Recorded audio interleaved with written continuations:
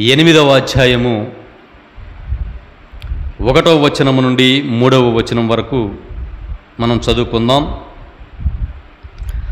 ఆనాటి నుండి యెరూషలేములోని సంఘము క్రూరమైన హింసలకు పాలయ్యెను. అపోస్తలులు తప్ప విశ్వాసులందరూ యోదయ సమరయ ప్రాంతముల నలుమూలలకు చెల్లా చెదురైరి.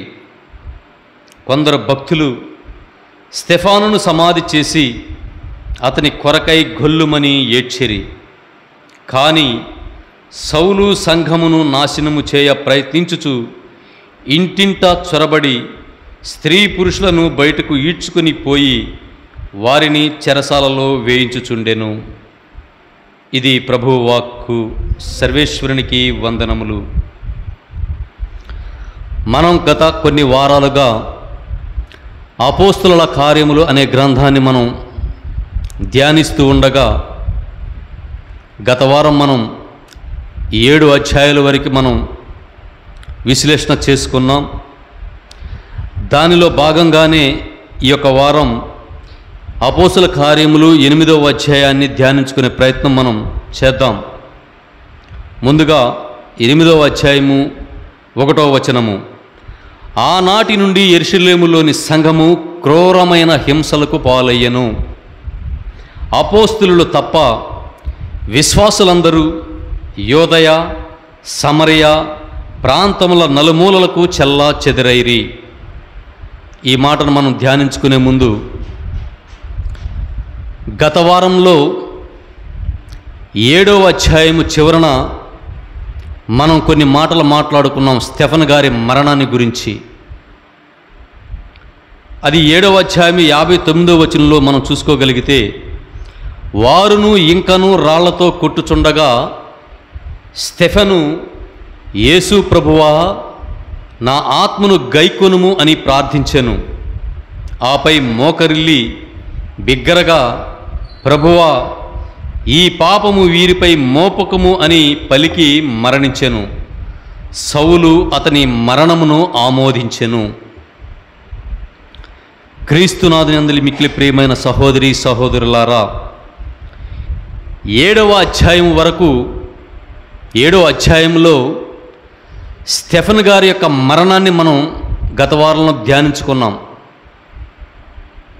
ఈ స్టెఫన్ ఎవరంటే అపోస్తుల ద్వారా ఎన్నుకోబడిన 7 మంది శిష్యులలో ఈ స్టెఫన్ అనేవాడు ఒకరు.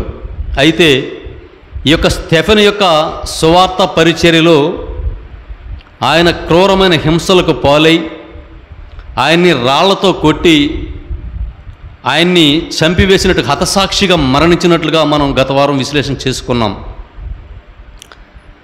ఆ సందర్భంలోనే ఈరోజు మనం చదువుకున్న పఠనం కంటిన్యూషన్గా చూసుకుంటే, ఆ స్టెఫన్ యొక్క మరణం జరిగిన తర్వాత సంఘంలో ఘోరమైన హింసలు చెలరేగాయని ఈరోజు పఠనం ద్వారా మనకి 8వ అధ్యాయం 1వ వచనంలో మనకి మాట కనిపిస్తూ ఉంది.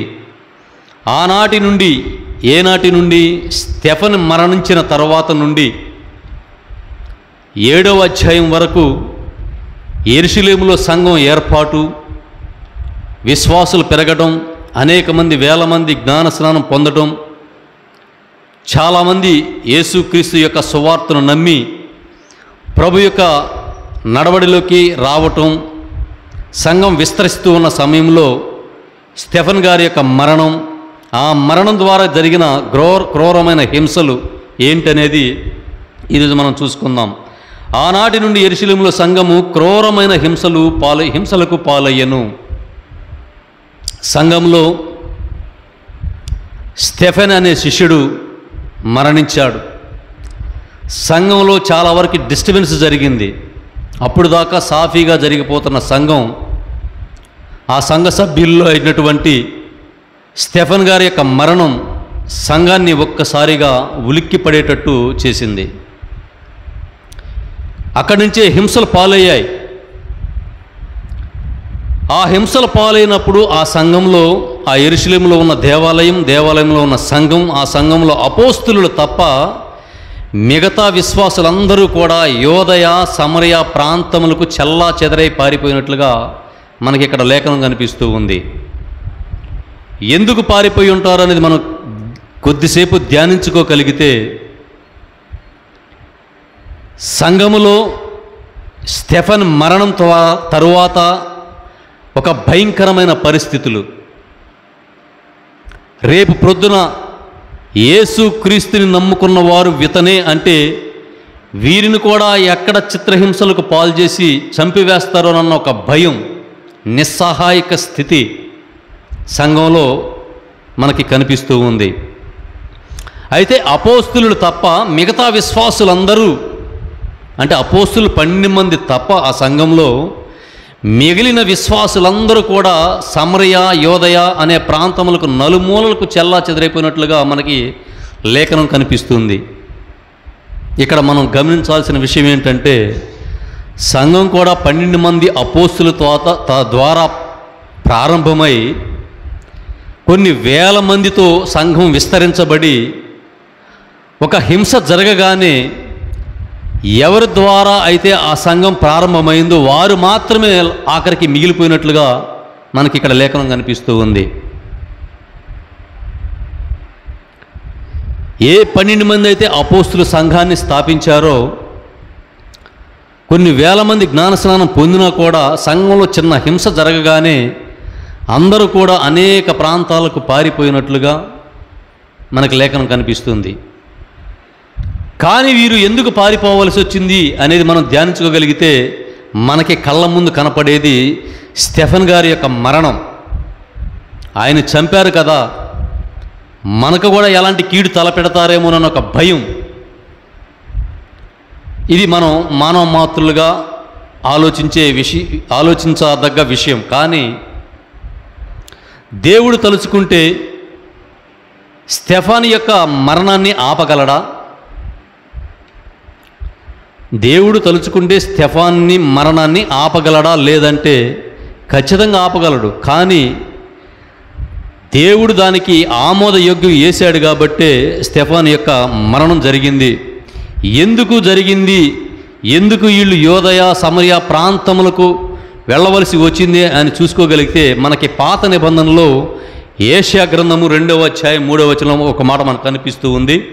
అది చూసుకొని మనం వద్దాం. ఎందుకంటే అక్కడ యేసు క్రీస్తు రాకముందు చెప్పిన మాట ఇక్కడ నెరవేరాలి కాబట్టి దేవుడు దీనికి ఆమోదయోగ్యంగా తెలిపినట్లుగా మనం చూసుకోవచ్చు. ఏషియా గ్రంథము 2వ అధ్యాయము 3వ వచనము, అనేక మంది ప్రజలు వచ్చి ఇట్లు చెప్పుదురు, మనము ప్రభు పర్వతమునకు పోవుదుము, యాకోబు దేవుని దేవాలయమునకు పోవుదుము, ఆయన తన మార్గములు మనకు బోధించును, మనము ఆయన త్రోవలలో నడుచుదము, ధర్మశాస్త్రము సియోను నుండి వచ్చును, ప్రభు వాక్కు యెరూషలేము నుండి బయలువెలుడును అని క్రీస్తు పూర్వం కొన్ని సంవత్సరముల ముందు ఏషియా ప్రవక్త పలికిన ప్రవచనం ఇక్కడ నెరవేరాలి కాబట్టి దేవుడు స్టెఫాను యొక్క మరణాన్ని అంగీకరించినట్లుగా మనం అర్థం చేసుకోవచ్చు. అనేక మంది ప్రజలు వచ్చి ఇట్లు చెప్పుదురు, మనం ప్రభు పర్వతమునకు పోదుము, యాకోబు దేవుని దేవాలయమునకు పోవుదుము, ఆయన తన మార్గములు మనకు బోధించును, మనము ఆయన త్రోవలలో నడుచుదుము, ధర్మశాస్త్రము సియోను నుండి వచ్చును, ప్రభు వాక్కు యెరూషలేము నుండి బయలువెడును అనే మాట మనం చూసుకోగలిగితే, ఆ యొక్క ధర్మశాస్త్రం యొక్క వాక్కు, దేవుని యొక్క వాక్కు యెరూషలేము నుంచి బయటికి వెళ్ళాలి. అప్పటి వరకు కూడా యెరూషలేము, ఆ యెరూషలేము యొక్క దేవాలయం, ఆ యెరూషలేము యొక్క సంఘం వరకే దేవుని వాక్కు వినిపిస్తూ ఉంది. కానీ ఈ యొక్క వాక్కు అనబడే జీవజల నది అనే వాక్కు ప్రవహించాలి తప్ప ఈ యెరూషలేములోనే ఆగకూడదు, అనేక ప్రాంతాలకి వాక్యం విస్తరించబడాలి అనే ఒక ఉద్దేశంతో దేవుడు స్టెఫాను యొక్క మరణాన్ని అంగీకరించడం ద్వారా, ఆ మరణం ద్వారా విశ్వాసుల్లో అనేక మంది భయభ్రాంతులకు గురై వీరు అనేక ప్రాంతములకు నలుమూలలకు చెల్లా చెదరైపోయినట్లుగా మనకు లేఖనం కనిపిస్తూ ఉంది. అయితే ఇక్కడ మనం అర్థం చేసుకోవాల్సిన విషయం ఏమిటంటే, భయపడ్డారో లేదా హింసలకు పాల్పడతారని చెప్పి భయపడ్డారో లేదో తెలియదు, కానీ యోదయ సమరయ ప్రాంతం మొత్తానికి చెల్లా చెదరైపోయినట్లు మనకు వాక్యం కనిపిస్తుంది. ఇక్కడ యూదులు, సమరయులు, అన్యులు అనే ఒక ముగ్గురు భాగాలుగా మనకి ఈ బైబిల్ గ్రంథంలో మనకు కనిపిస్తూ ఉంటారు. యూదులంటే మనకు తెలుసు, యాకోబు సంతానమైనటువంటి 12 గోత్రాల్లో యోధా గోత్రం 2 గోత్రాలని యోధా గోత్రముగా, మిగతా 12 గోత్రాలని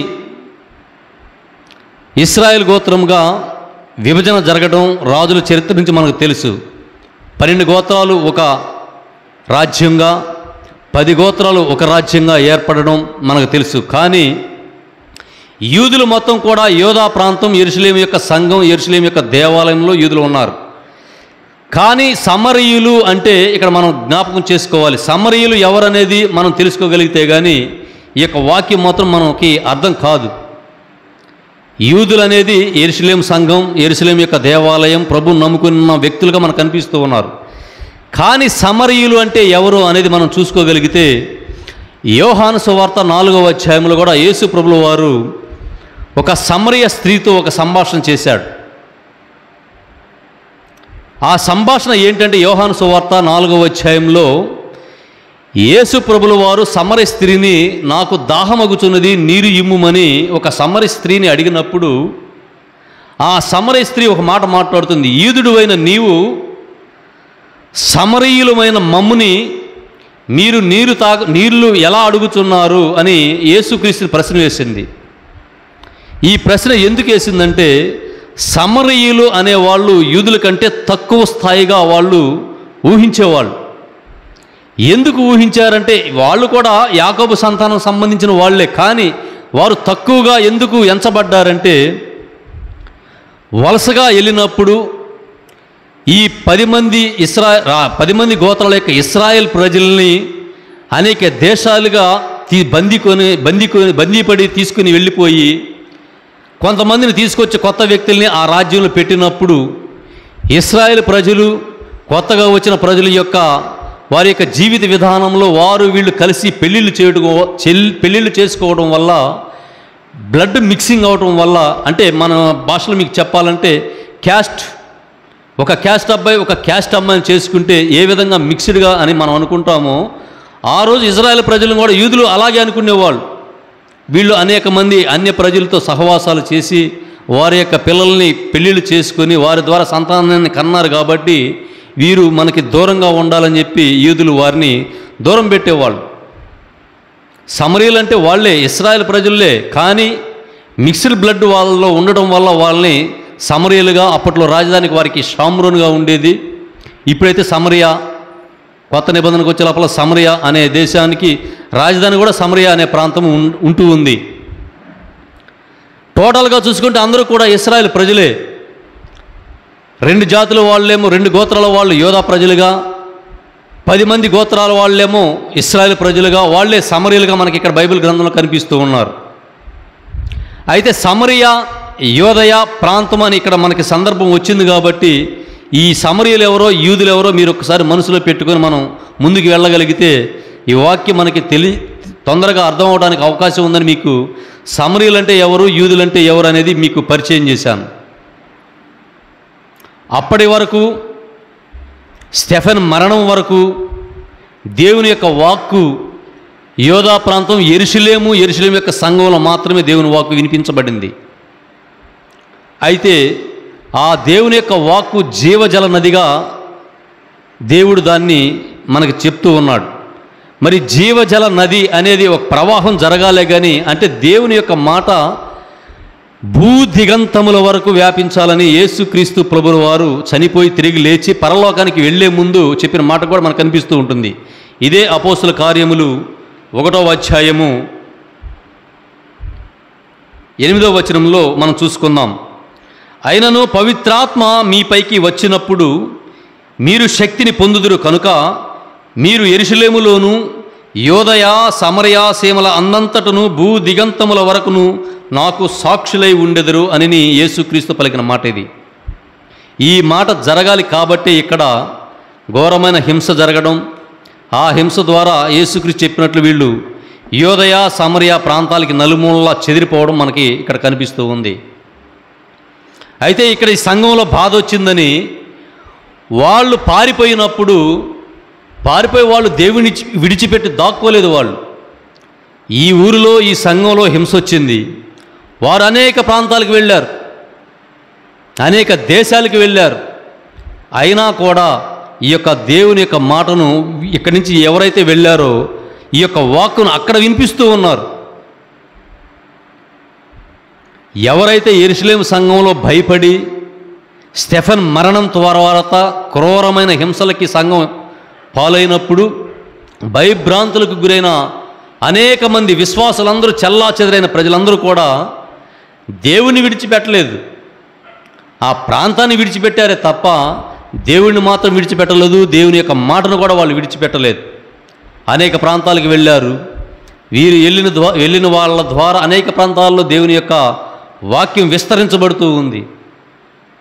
ఆ సందర్భంలోనే అపోస్తలులు ఎవరైతే 7 మందిని ఎన్నుకున్నారో వారిలో మొదటి వ్యక్తి స్టెఫెన్ మరణం తర్వాత, స్టెఫెన్ మరణం యెరూషలేములోనే జరిగింది.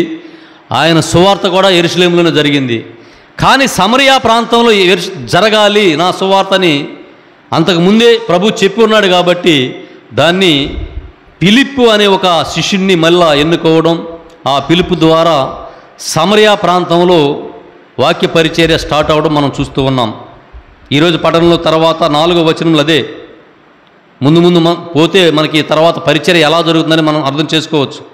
కానీ 8వ అధ్యాయం 1వ వచనం నుంచి 3వ వచనం వరకు మనం ఈరోజు విశ్లేషణ చేసుకుందాం. యోదయ సమరయ ప్రాంతములకు నలుమూలలు చెల్లా చెదరైరి కొందరు భక్తులు స్టెఫెనును సమాధి చేసి అతని కొరకై గొల్లుమని ఏడ్చిరి. కానీ సౌలు సంఘమును నాశనము చేయ ప్రయత్నించుచు ఇంటింటా చొరబడి స్త్రీ పురుషులను బయటకు ఈడ్చుకొని పోయి వారిని చెరసాలలో వేయించుచుండెను. సౌలు యొక్క ప్రవర్తన ఎలా ఉండేదో పౌలుగా మారకముందు ఇక్కడ మనకు కనిపిస్తూ ఉంది. స్టెఫెన్ని చంపారు. స్టెఫెన్ని చంపితే సువార్త అంతవరకు ఆగిపోతుందేమోనని సాతాను యొక్క కుట్ర చేసింది. స్టెఫెన్ ద్వారా అనేక మంది మారిపోతూ ఉన్నారు. ఈ స్టెఫెన్నే అంతమొందిస్తే ఇంకా వాక్యం చెప్పేవాడు కూడా ఎవడు ఉండడు, రావడానికి ఎవడు కూడా ధైర్యం చేయడు అని చెప్పి సాతాను యొక్క వలలో వీళ్ళు ఉండడం వల్ల సాతాను ప్రకారం వీళ్ళు స్టెఫెన్ని చంపడం, ఈ కార్యక్రమం అంతా మనకి జరుగుతూ ఉంది. కానీ ఇక్కడ స్టెఫెన్ మరణం ద్వారా ఆగిపోతుంది సువార్త అనుకున్న సాతానికి ఒక మాట మనం ఇక్కడ గుర్తు చేసుకోవాలి. యేసు ప్రభుల వారు రాత్రి అప్పగించబోయే ముందు గెత్సెమనే తోటలో ప్రార్థన చేస్తూ ఉన్నప్పుడు అనేక మంది భటులు ఆయన్ని పట్టుకోవాలని అనేక మంది వెళ్ళారు. సాతాను పంపించింది, ఇదిగో మీరు పోండి, ఇదిగో పలానా చోట పలానా వ్యక్తి ఉన్నాడు, అతను బంధించి తీసుకురండి, శిలువ మీద చంపండి. ఇది సాతాను యొక్క ఆలోచన. ఈ ఆలోచన ఎవరి దగ్గర ఉంది? యేసు ప్రభు యొక్క శిష్యుడైనటువంటి యోధా ఇస్కారియోతు యొక్క ఆలోచన. అతని యోధా ఇస్కారియోతు ఆలోచన కాదది, అతనిలో ఉన్న సాతాను యొక్క కుట్రది. ఆ ప్రకారమే యోధా సాతానికి సరెండర్ అవ్వటం, తన గురువుని 30 వెండి నాణెములకు అమ్మడం, ఆయన ఎక్కడ ఉన్నాడో తెలుసుకొని వారిని అప్పగించడానికి భటుల్ని వెంటబెట్టుకొని వెళ్ళటం, ఇదంతా గెత్సెమనే తోటలో జరిగింది. కానీ అక్కడ యేసు ప్రభు సాతాను ఆలోచించింది వేరు, అక్కడ జరిగిన సంఘటన వేరు. పోండి మీరు పట్టుకోండి అని భటులను పంపిస్తే ఎవరినైతే పట్టుకోవాలనుకుంటున్నారో అతనే ఎదురొచ్చి మీరు ఎవరినైతే పట్టుకోవాలనుకుంటున్నారో అతన్ని నేనే అని చెప్పినప్పుడు యేసుక్రీస్తు సాతానికి ఫీజులు ఎగిరిపోయి ఉంటాయి. ఏంటి మనం ఏదో పట్టుకోవాలనుకుంటే ఆయన ఎదురొచ్చి నేనని చెప్తున్నాడు అనగానే సాతాను యొక్క ఆ మాట అక్కడ నెరవేర్పు జరగట్లేదు. అతనే వచ్చి మీరు పట్టుకోవాలనుకున్న వ్యక్తిని నేనే అని చెప్పి తనకు తానుగా యేసుక్రీస్తుల వారు లొంగిపోయినప్పుడు సాతానుకి ఏ విధంగా అనిపించి ఉంటుందో మనం అర్థం చేసుకోవచ్చు. అదేవిధంగా ఇక్కడ కూడా యెరూషలేము యొక్క సంఘాన్ని భూస్థాపితం చేయాలి, సంఘ వృద్ధి జరగకూడదు, దేవుని యొక్క మాట బయటికి వెళ్ళకూడదు. అంతకుముందు మనం చూసుకుంటే పేతురుని కూడా బెదిరించారు. యెరూషలేములో నజరేయుడగు యేసు క్రీస్తుని గురించి ఇప్పటివరకు నువ్వు బోధించావు, ఇక మీదట అంతవరకే ఉండాలి, ఇంకెక్కడ ఈ వార్త ఈ సువార్త వినపడడానికి లేదు అని పేతుని 2-3 సార్లు బెదిరించినట్లుగా గత వారాల్లో మనం చూసుకున్నాం. అదే క్రమంలో స్టెఫెన్ వచ్చాడు. స్టెఫెన్ని రాళ్లతో కొట్టి చంపారు. అపోస్తుల కార్యములు 7వ అధ్యాయము 59-60 వచనములు అదే. వారు ఇంకను రాళ్లతో కొట్టుచుండగా స్టెఫెను, యేసు ప్రభువా నా ఆత్మను గైకొనుము, ఆపై మోకరిల్లి బిగ్గరగా, ప్రభువా ఈ పాపము వీరిపై మోపకము అని ప్రార్థించెను. చూడండి, స్టెఫాని గారి యొక్క గొప్ప మనసు ఎలాంటిదంటే ఇక్కడ మనం అర్థం చేసుకోవాలి. యేసు క్రీస్తులు ప్రభులు వారిని శిలువ మీద వేసి చంపినప్పుడు కూడా యేసు క్రీస్తు పలికిన 7 మాటల్లో కూడా ఈ మాట మనకు కనిపిస్తూ ఉంటుంది. వీరు చేయుచున్నదేమో వీరు ఎరుగరు, తండ్రి వీరిని క్షమింపుము, ఈ నేరము వీరిపై మోపకము అని తండ్రిని యేసుక్రీస్తు వేడుకుంటే, అదే పరిస్థితి ఇక్కడ శిష్యుడైనటువంటి స్టెఫెన్కి వస్తే, యేసు ప్రభువా వీరి పాపము వీరిపై మోపకము అని స్టెఫెన్ ఇక్కడ ప్రార్థన చేస్తూ ఉన్నాడు. అంటే ఇక్కడ ఈక్వల్గా యేసు క్రీస్తు, అతని యొక్క శిష్యుడు స్టెఫెను, ఇద్దరి యొక్క మనస్తత్వాలు ఇక్కడ మనకు కనిపిస్తూ ఉన్నాయి. ఎవరైతే శత్రువులుగా ఉండి శత్రువులుగా ఘోరమైన హింసలు పెట్టి శిలువ మరణం వేసి చంపే సమయంలో కూడా వీరికి ఏం తెలియదు, వీరు చేస్తున్న పాపం వీరికి తెలియట్లేదు, వీరిని క్షమించమని అనే గుణం ఈరోజు మనలో ఎంతమంది ఉందో మనం ఒకసారి ఆలోచన చేయాలి. ఒక మాట అంటేనే మనం భరించలేం. అలాంటిది అక్కడ మరణం జరుగుతూ ఉంది, చనిపోతూ ఉన్నాడు. చనిపోయే స్థితిలో కూడా వారిని క్షమించు తండ్రి అని యేసుక్రీస్తు ప్రార్థన చేస్తే, స్టెఫెన్ గారేమో వీరిని క్షమించు యేసు ప్రభువా అని చెప్పి స్టెఫెన్ గారు ప్రార్థన చేస్తూ ఉన్నారు.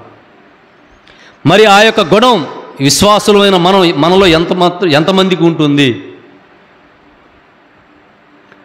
అదే హింస మనకు వస్తే మన ప్రవర్తన ఎలా ఉంటుంది? అదే అవమానం జరిగితే మనం ఎలా ప్రవర్తిస్తాం?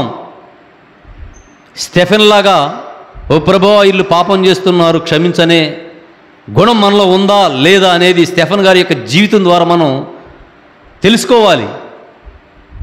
ఎందుకంటే స్టెఫెన్కి తెలుసు, వీళ్ళు రాళ్లతో కొట్టినా తర్వాత చంపినా నా యేసు ప్రభు నాకు నిత్య జీవాన్ని ఇస్తాడనే నమ్మకంతో ఆయన వీరి పాపం వీరి మీద మోపకము, మళ్ళా నేను బ్రతికిస్తాడు నా దేవుడు అనే నమ్మకంతో ఆయన ప్రార్థన చేశాడు. అదే ప్రార్థన యేసు ప్రభు కూడా చేశాడు. మరి అలాంటి గుణాలు విశ్వాసులమైన మనం, సంఘంలో ఉన్న మనం ఎంతవరకు మనం పాటించగలుగుతున్నాం? మరణావస్థే కాదు, చిన్న మాట వస్తేనే మనస్పర్ధలు. గత వారంలో కూడా అనేక సార్లు కూడా మనం మాట్లాడుకున్నాం. సంఘం ఏక శరీరంగా ఉండాలి అంటే సంఘంలో ఉన్న ప్రతి వ్యక్తి యొక్క ఆలోచన, ప్రతి వ్యక్తి యొక్క నడవడిక ఒకేలాగా ఉండాలి, ఒకే మాటగా ఉండాలి, ఒకే నడవడికగా ఉండాలి. 10 మంది మాట కూడా ఒకే మాటగా ఉండాలి తప్ప సంఘంలో 10 మంది 10 రకాలుగా మాట్లాడడానికి అవకాశం ఉండకూడదని పేతురు అనే సందర్భంలో మాట్లాడాడు. ఈ అపోస్తుల కార్యముల గ్రంథం మొత్తం కూడా మీకు 1 by 1 నేను ఒక పాఠంలాగా ఎందుకు చెప్తున్నానంటే, ఈ గ్రంథాన్ని మొత్తం కూడా మనం అర్థం చేసుకోగలిగితే అసలు ఆదిమ సంఘాలు ఎలా ఏర్పాటు చేశారు, ఆ సమయాల్లో వారికి ఎలాంటి కష్టాలు వచ్చాయి, ప్రాణాలే పోయాయి, కష్టాలు కాదు ప్రాణాలే పోయాయి, వారి యొక్క జీవితాలని ఫణంగా పెట్టారు. మొట్టమొదటి హతసాక్షిగా స్టెఫెన్ గారు కనిపిస్తూ ఉన్నారు. ఇక్కడ 12 మంది శిష్యుల కంటే ముందు కూడా ఆ శిష్యుల ద్వారా ఏర్పరచబడిన 7 మందిలో స్టెఫెన్ గారు ఒకరు. ఈ స్టెఫెన్ గారు దేనికి ఎన్నుకోబడ్డాడు? ఇంతకుముందు మనం చెప్పుకున్నాం. అపోస్తులు వారి మీద చేతులుంచి ప్రార్థన చేసింగా వారి మీద పవిత్రాత్మ ఆవహించింది. ఈ స్టెఫెన్ గారు ఎక్కడ ఎన్నుకోబడ్డాడు?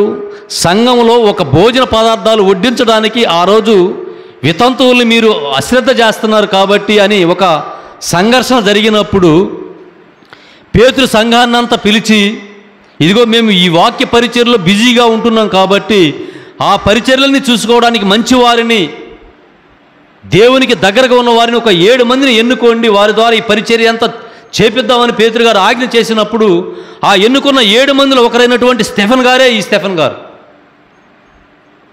మరి ఆయనకి ఇచ్చిన పాత్ర ఏంటి? భోజనాలు వడ్డించే పాత్ర.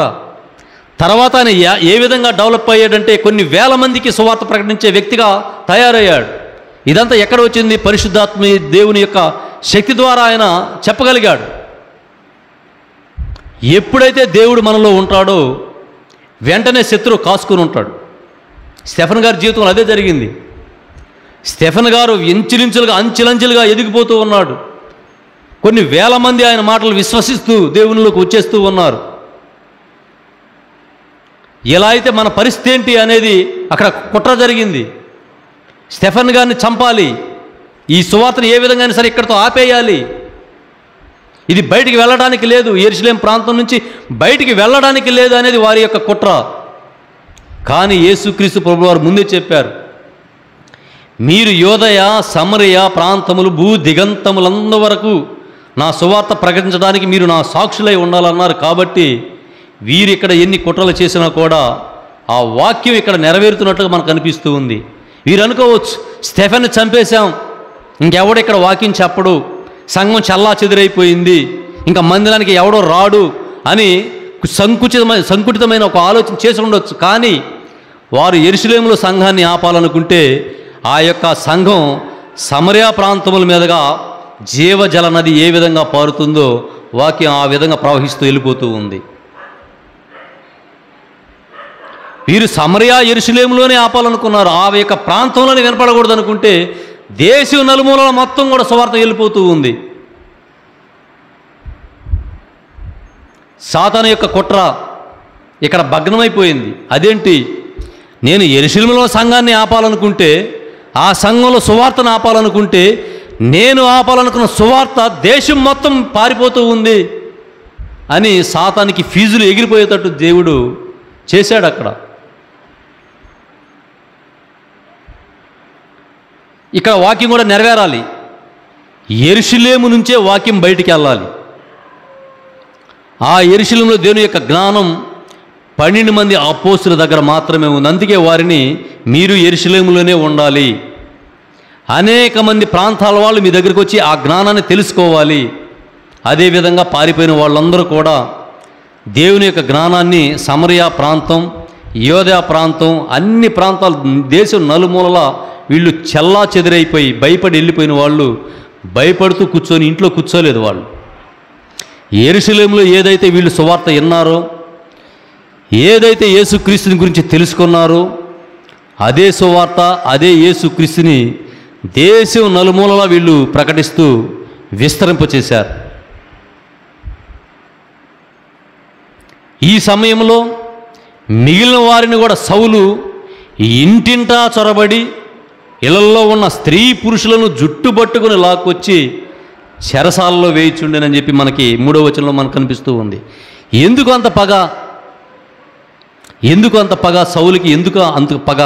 అందుకే సౌలు పౌలుగా మారిన తర్వాత, మారు మనసు పొందిన తర్వాత అనేక పత్రికల్లో నేను పూర్వకాలముందు యోధా మతమునందున్నప్పుడు ఆయన చేసిన అక్రమాలన్నీ చెప్పుకుంటూ వచ్చాడు. పూర్వకాలముందు నేను యోధా మతంలో ఉన్నప్పుడు, యోధా మతం అనేది మనం గుర్తుపెట్టుకోవాలి.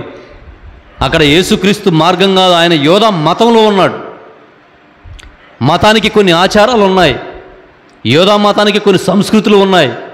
కానీ యేసుక్రీస్తు ప్రభువు అన్నిటినీ ఖండించాడు. అదే క్రమంలో స్టెఫెన్ కూడా అదే ఖండించాడు. మీరు ఏదైతే యోధా మత ఆచారాలను పట్టుకొని ఊగులాడుతూ ఉన్నారో అవన్నీ చేయాల్సిన అవసరం లేదు అని యేసుక్రీస్తు చెప్పాడు. యేసుక్రీస్తుని చంపారు. అదే మాట స్టెఫెన్ చెప్పాడు, స్టెఫెన్ని చంపారు. అదే మాట తర్వాత పేతురు చెప్పాడు, యోహాను చెప్పాడు, యాకోబు చెప్పాడు. అనేక మంది చెప్తూనే ఉన్నారు, అనేక మంది చంపుతూనే ఉన్నారు. మరి వీళ్ళు ఎక్కడైనా సువార్తను ఆపగలిగారా? ఎక్కడో యెరూషలేము ప్రాంతం, ఇశ్రాయేలు దేశం, ఎక్కడో ఉన్న అక్కాయిపాలెంలో మనం ఉన్నాం. కొన్ని వేల కిలోమీటర్లో జరిగిన సంఘటన అది. మరి అక్కడ సువార్త పరిచర్య ఇక్కడికి ఎలా వచ్చింది అనేది మనం జ్ఞాపకం చేసుకోవాలి. ఇలాగే పారిపోయిన వాళ్ళందరూ కూడా దేశం నలుమూలలకు వెళ్ళి సువార్తను ప్రకటించారు. మిషనరీలుగా వచ్చారు. అనేక మంది సేవకులు వచ్చారు. ప్రాణాలనే త్యాగం చేశారు. కేవలం దేవుని సువార్తను ప్రకటించడానికి వచ్చి ప్రాణాలను త్యాగం చేసిన వాళ్ళు అనేక మంది ఉన్నారు. ఒక అపోస్తులే కాదు, చాలామంది ప్రాణాలు అర్పించారు. ఉదాహరణ తీసుకుంటే మన ప్రభు అయిన యేసు క్రీస్తు 12 మంది శిష్యుల్లో ఒకడైనటువంటి తోమా ఎక్కడో యెరూషలేము నుంచి వచ్చి కేరళలో సువార్త ప్రకటించి అదే క్రమంలో తమిళనాడులో సువార్తను ప్రకటన చేస్తుంటే యేసు ప్రభుల వారి యొక్క శిష్యుడైనటువంటి తోమాని తమిళనాడులో చంపారు. ఈరోజు కూడా ఆయన సమాధి అక్కడ ఉంది. మనం కూడా చూడొచ్చు. నేను కూడా వెళ్ళాలనుకుంటున్నాను. దేవుడు మనకి కృప చూపితే నేను కూడా వెళ్ళి ఒకసారి చూసొద్దాం అనుకుంటూ ఉన్నాను. యేసు క్రీస్తు 12 మంది శిష్యుల్లో ఒకడైనటువంటి తోమా గారి యొక్క సమాధి తమిళనాడులో ఈరోజుకి ఉంది. తోమా అనే పేరు మీదుగా దేవాలయం, ఆయన యొక్క సమాధి తమిళనాడులో ఉన్నాయి. ఆ తోమా మన ఇండియాకి రావటం, ఆయన ద్వారా సువార్త ఇండియాలో విస్తరణ జరగడం, అనేక దేశాలు, అనేక ప్రాంతాలు, అనేక పట్టణాలకి ఈ రోజున సువార్త లేని ప్రాంతం అనేది లేదని మనం అనుకోవాలి. చిన్న మారుమూల ప్రాంతంలోకి వెళ్ళినా కూడా ఖచ్చితంగా ఒక చర్చ అన్న ఉంటుంది. మరి ఎందుకు జరిగింది ఆ విధంగా? ఎందుకు జరిగిందంటే యేసుప్రభు చెప్పాడు, ఎక్కడైతే సాతాను సువార్తను ఆపాలనుకుందో అంతకు మించి జీవజల నదిని ప్రవహించేటట్లు చేసి యోదయ సమరయ భూ దిగంతముల వరకు, అంటే భూమి ఎంతవరకు అయితే ఉందో అంతవరకు నా సువార్తను ప్రకటించాలి, దానికి మీరు నా సాక్షులుగా ఉండాలని శిష్యులకు చెప్పినట్లే మన ఇండియాకి ఆయన శిష్యుడైనటువంటి తోమా గారు వచ్చి మనకి సువార్తను అందజేశాడు. ఇక్కడ కాబట్టి సంఘంలో హింసలు వచ్చినా దేవుడు తలుచుకుంటే ఆ హింసను ఆపలేడా? స్టెఫెన్ మరణాన్ని ఆపలేడా? కానీ ఇది జరగాలి. ఈ మరణం ద్వారా వీళ్ళు ఇక్కడే ఉంటే ఎలా? ఇక్కడ ఏదో జరిగితేనే కానీ వీళ్ళు బయటికి వెళ్ళే పరిస్థితి లేదు. అప్పుడు దాకా ఒక స్టెఫెన్ మరణం దాకా కూడా ఒక్క విశ్వాసి కూడా బయటికి వెళ్ళా. అంత హ్యాపీగా ఉంది, అంత చక్కగా ఉన్నారు, అంతా యెరూషలేములోనే ఉంటూ ఉన్నారు. కానీ సువార్త దేవుడు ఏం చెప్పాడు? భూ దిగంతములకు వెళ్ళాలి. మరి వెళ్ళాలంటే ఏం చేయాలి? వీళ్ళందరూ ఇక్కడే ఉంటూ ఉన్నారు. మరి సువార్త బయటికి వెళ్ళాలంటే ఏం చేయాలి? అక్కడ ఏదో ఒకటి జరగాలి. ఆ జరగడమే స్టెఫెన్ యొక్క మరణం. ఆ మరణం ద్వారా వచ్చిన ఉలిక్కిపాటు ద్వారా వీళ్ళు భయభ్రాంతులకు గురై వీరిని చెల్లా చెదిరైనట్టు దేవుడు చేశాడు తప్ప వారేదో భయపడి వెళ్ళిపోయినట్లుగా వారు అనుకోవచ్చేమో. కానీ దానికి దేవుడు గ్రీన్ పెన్తో సంతకం చేశాడు కాబట్టి వాళ్ళు వెళ్ళగలిగారు. లేదంటే స్టెఫెన్ మరణాన్ని ఆయన ఆపొచ్చు, భూ దిగంతం వరకు సువార్తను ఏ విధంగా ప్రకటించవచ్చు. ఇక్కడ యెరూషలేములో ఏ విధంగా అయితే ఎన్నుకున్నాడో అదేవిధంగా అనేక ప్రాంతాల్లో అనేక మందిని ఎన్నుకోవచ్చు. కానీ దేవుడు చెప్పిన ఒక ప్రవచనం ఉంది, ఆ ప్రవచనం నెరవేరాలి. ఈ వాక్కు యెరూషలేము నుండే పోవాలి. యెరూషలేములో ఈ వాక్కు ఎవరి దగ్గర ఉంది? అపోస్తుల దగ్గర ఉంది. అపోస్తుల ద్వారా మాత్రమే వెళ్ళాలి. అందుకే దేవుడు స్టెఫెన్ మరణానికి ఆమోదం, స్టెఫెన్ మరణం తర్వాత సంఘానికి క్రూరమైన హింసలు, ఆ హింసల ద్వారా అనేక మంది విశ్వాసులు చెల్లా చెదరైపోవడం, చెల్లా చెదరైపోయిన ప్రజల ద్వారా అనేక దేశాల్లో దేవుని యొక్క సువార్త విస్తరించబడడం, ఇవన్నీ కూడా దేవుని అనుమతితోనే జరిగినాయి అనేది ఇక్కడ మనం గుర్తించాలి. మనం అనుకోవచ్చు ఏదో చనిపోయారు, ఏదో బాధ వచ్చింది, పారిపోయారని మనం అనుకోవచ్చు. ఏది జరిగినా అది దేవుని కృప ద్వారానే జరుగుతుంది అనడానికి ఈ 3 వచనాల యొక్క సారాంశం మనకి అర్థమవుతుంది. ఈరోజు మనకు ఒక కీడు వచ్చినా, ఒక బాధ వచ్చినా, ఒక కష్టం వచ్చినా, ఒక సుఖం వచ్చినా ఏదైనా సరే మనం అంగీకరించే పరిస్థితిలో ఉండాలి తప్ప కీడైనా మనం అంగీకరించాలి, మేలైనా మనం అంగీకరించాలి. ఏదైనా సరే ఇది దేవుని యొక్క అంగీకారంతోనే జరుగుతుంది అనేది మనం గ్రహించగలిగితే దేవుని యందు మనం దగ్గరగా ఉండగలుగుతాం.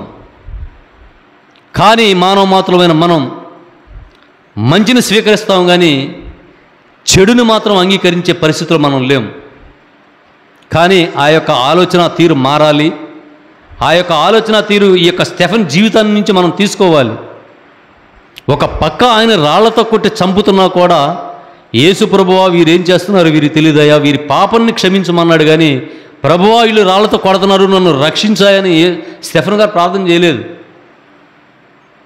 ఇదిగో నా ఆత్మను తీసుకో, నా ప్రాణాన్ని తీసుకో, కానీ నా ప్రాణాన్ని తీసేవారిని మాత్రం మీరు క్షమించాలి అని చెప్పి ప్రార్థన చేశాడు. మరి ఆ యొక్క మంచి లక్షణం ఉన్న స్టెఫెన్ యొక్క మరణం ద్వారా మనం తెలుసుకోవాల్సింది అదే. ఆ విధంగా మరణావస్థలో ఉండి కూడా సాటి వారిని ప్రేమించి వారిని క్షమించమని ప్రార్థన చేశాడే తప్ప ఈ చావు నుండి నన్ను రక్షించమని స్టెఫెన్ కూడా ప్రార్థన చేయలేదు. అలాగే యేసు ప్రభు కూడా ప్రార్థన చేయలేదు. కాబట్టి ఈరోజు మన యొక్క సంఘాల్లో కావచ్చు, మన యొక్క ప్రాంతాల్లో కావచ్చు, తోటి సహోదరుల పట్ల మనం ఏ విధంగా ప్రవర్తించాలనేది స్టెఫెన్ గారి యొక్క జీవితం మనం తెలుసుకోగలిగితే చాలా మంచి విషయాలు మనం తెలుసుకోవచ్చు. మన ప్రాణం ఈరోజు ఉండొచ్చు, రేకపోవచ్చు. స్టెఫెన్ అదే అనుకున్నాడు, ప్రభువా నా ఆత్మను గైకొనుము, వీళ్ళు ఎడిదిరిగి రాళ్లతో కొడుతున్నారు, నన్ను చంపుతున్నారు, ఇదిగో నా ప్రాణాన్ని తీసుకో, కానీ నా ప్రాణాన్ని తీసిన వీరిని మాత్రం మీరు క్షమించాలని ప్రార్థన చేస్తే దేవుడు ఎంత సంతోషపడి ఉంటాడో మనం ఒకసారి అర్థం చేసుకోవాలి. ఏంట్రా ఇది విశ్వాసం? ఒక పక్క మరణావస్థలో కూడా శత్రువుల సహితం వీడు ప్రేమించమంటున్నాడే, క్షమించమంటున్నాడే. మరి అలాంటి ప్రార్థన దేవుడు స్వీకరిస్తాడంటే ఖచ్చితంగా స్వీకరిస్తాడు. ఎందుకంటే స్టెఫెన్ యొక్క ప్రార్థన ఆయన కోసం ప్రార్థన చేయలేదు, ఆయన్ని ఎవరైతే చంపుతూ ఉన్నారో వారి కోసం ప్రార్థన చేస్తూ ఉన్నాడు. వారి పాపాన్ని క్షమించమని ప్రార్థన చేస్తూ ఉన్నాడు. వారికి తెలియదయ్యా, ఈ పాపం ఏంటో వారికి తెలియదయ్యా, నా ఆత్మని నా ప్రాణాన్ని తీసుకో, కానీ నా ప్రాణాన్ని తీసిన వీరిని మాత్రం క్షమించని ప్రార్థన చేశాడంటే స్టెఫెన్ గారి యొక్క జీవితం ఏ విధంగా నడవడిక జరిగిందో మనం అర్థం చేసుకోవాలి. ఈరోజు క్రైస్తవులైన మనం మన సంఘాల్లో అనేక మంది ద్వారా అనేక మాటలు, అనేక విమర్శలు జరుగుతూ ఉంటాయి. కానీ స్టెఫెన్ లాగా మనం ఎంతమందిని మనం క్షమించే గుణాన్ని మనం కలిగి ఉన్నాం అనేది స్టెఫెన్ జీవితం ద్వారా మనం ఒకసారి ఆలోచన చేసుకోవాలి. ఆలోచన చేస్తూనే కాదు, దాన్ని మార్పు కోసం మనం ప్రయత్నం చేయాలి. ఇదివరకు రోజుల్లో నేను ఏ విధంగా జన్మించానో ప్రభువా, ఇక మీదట నీ యొక్క సాక్షిగా, నీ యొక్క బిడ్డగా నేను జీవించాలనుకుంటున్నాను అని దేవుణ్ణి అడగాలి. అదేవిధంగా దేవుని దగ్గరికి మనం వెళ్ళగలిగితే దేవుడు ఖచ్చితంగా మనకు సహాయం చేస్తాడనడానికి ఎలాంటి సందేహం లేదని మనం గుర్తించాలి. మరి సౌలు స్టెఫెన్ని చంపిన తర్వాత, అనేక మంది పారిపోయిన తర్వాత, మిగిలిన బహుకొద్ది మందిని కూడా ఇంటిలో చొరబడి జుట్టు పట్టుకొని స్త్రీలను పురుషులను బయటికి లాక్కొచ్చి చెరసాలలో బంధిస్తున్నాడంటే క్రైస్తవుల పట్ల ఎంత ఘోరమైన పగతో సౌలు ఉన్నాడో మనం ఇక్కడ జ్ఞాపకం చేసుకోవాలి. స్టెఫెన్ మరణం ద్వారా ఆగిపోవలసిన సువార్త అనేక దేశాల్లో విస్తరించబడుతూ ఉండటం వల్ల వీళ్ళు సహించలేకపోతూ ఉన్నారు. యోధా మతతత్వం, అందుకే చెప్పాడు, నేను పూర్వకాలమందు యోధా మతమును ఉన్నప్పుడు నేను ఈ విధంగా చేశానని చెప్పి అనేక లేఖలు, అనేక మంది, అనేక మాటలు పౌలు గారు మాట్లాడారు. ఇవన్నీ ఆయన మారు మనసు పొందిన తర్వాత జ్ఞాపకం వస్తూ ఉన్నాయి ఆయనకి. ప్రభువా, పూర్వం నేను ఇదిగో ఈ విధంగా నీ సంఘాన్ని డిస్టర్బెన్స్ చేశాను, నీ విశ్వాసులు చంపాను, నీ సంఘానికి ఘోరమైన హింసలకి మూలకారకుడిని నేనే. ఈయన మారు మనసు పొందాక ఆ యొక్క చేసిన పాపాలన్నీ కూడా ఆయనకి గుర్తుకొస్తూ ఉన్నాయి. అదే దాన్నే పశ్చాత్తాపం అంటారు. మనం ఎలాంటి పాపాన్నైనా సరే పశ్చాత్తాపంతో దేవుడు మనల్ని పాపాలను క్షమిస్తూ ఉన్నాడని మనకి మాట ఇచ్చాడు. కాబట్టి ఖచ్చితంగా మనం చేసిన పాపాలు చేస్తూ ఉంటాం, కానీ ఆ పాపాల కొరకు పశ్చాత్తాపంతో మనం ప్రార్థన చేయగలిగితే దేవుని యొక్క కృప మన మీద ఎప్పుడు ఉంటుంది. అదేవిధంగా బైబిల్ అనేక మంది చరిత్ర ఆధారాల ప్రకారం మనం చూసుకోగలిగితే అనేక మంది విశ్వాసకు మూలపాత్రులుగా చాలామంది ఉన్నారు. వారి యొక్క జీవితాలను మనం తెలుసుకోవాలి. తెలుసుకోవడమే కాదు, వారి యొక్క జీవితాన్ని మనం అనుసరించాలి. ఆ ప్రయత్నంలో మనం ముందుకెళ్ళగలిగితే మనం ఎన్నో అద్భుతాలు మనం చూడగలుగుతాం మన జీవితంలో. ప్రార్థన చేసుకుందాం. సర్వ